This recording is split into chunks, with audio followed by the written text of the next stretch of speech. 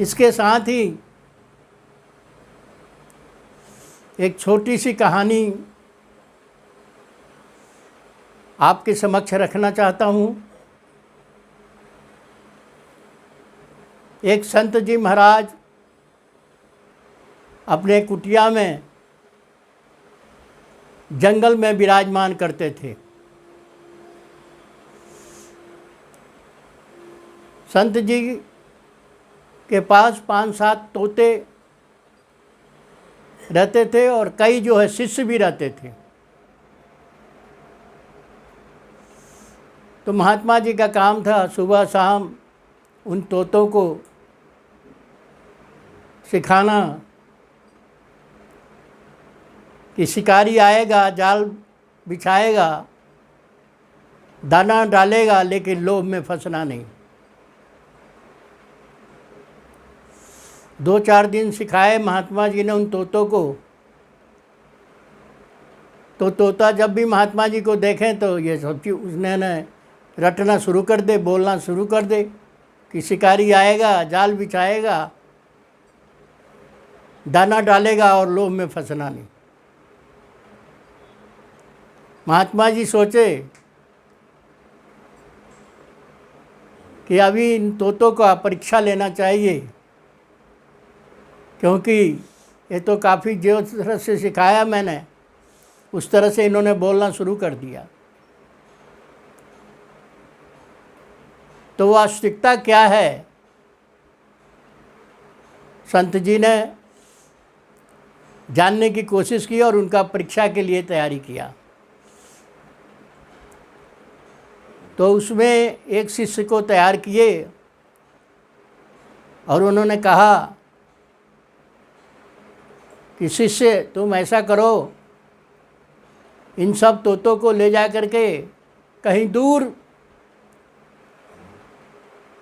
छोड़ के आओ, और साथ ही उन शिष्य को एक जाल और थोड़े चावल के दाने देकर भेज दिया। चलते चलते चलते शिष्य ने उन तोतों को लेकर के चल दिए। बहुत दूर चले गए, शाम हो गई। तो उन तोतों को क्या किए, शिष्य ने छोड़ दिया उन जंगलों में और वापस कुटिया के तरफ शिष्य चल दिए, क्योंकि उनको पहुंचना था कुटिया के तरफ और शाम हो गई थी। चलते चलते आने लगे तो देखे कि उनके पीछे पीछे तोता लोग भी आ रहे हैं।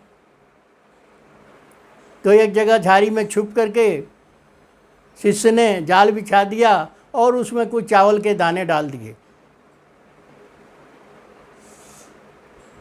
अभी तोता जी जो थे वो सारा दिन के थके,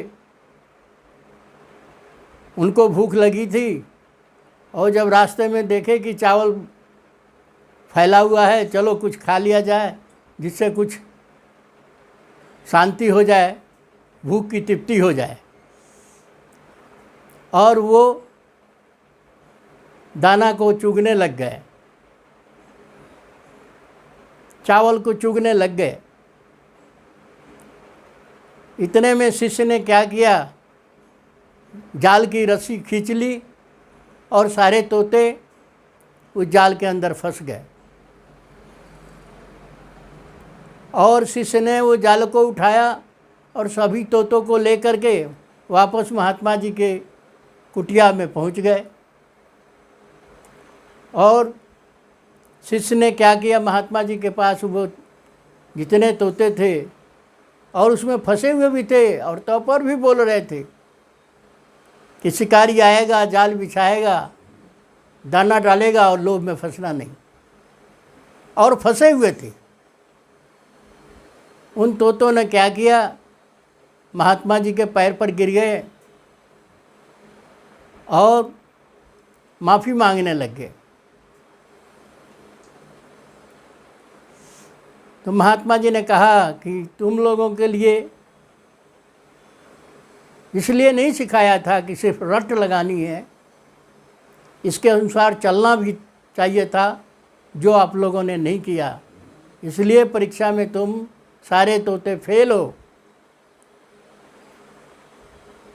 तुम्हारी सिखलाई किसी काम की नहीं है। और जो मैंने इतने सिखाया, मेहनत कराया, वो सारा बेकार हुआ। तो कहने का मतलब ये है महात्मा जी का कि कोई चीज़ रट लगा लेना, पढ़ लेना असली ज्ञान नहीं है। असली ज्ञान तभी माना जाएगा जबकि उसके अनुसार आप चलना सीखें और दूसरों को भी इस तरह से शिक्षा दें जो उसके अनुसार वो चले। ज्ञान प्राप्ति असली का यही तात्पर्य है कि उसके अनुसार, ज्ञान प्राप्त करने के अनुसार ही काम करे और चले। बस। जय हिंद।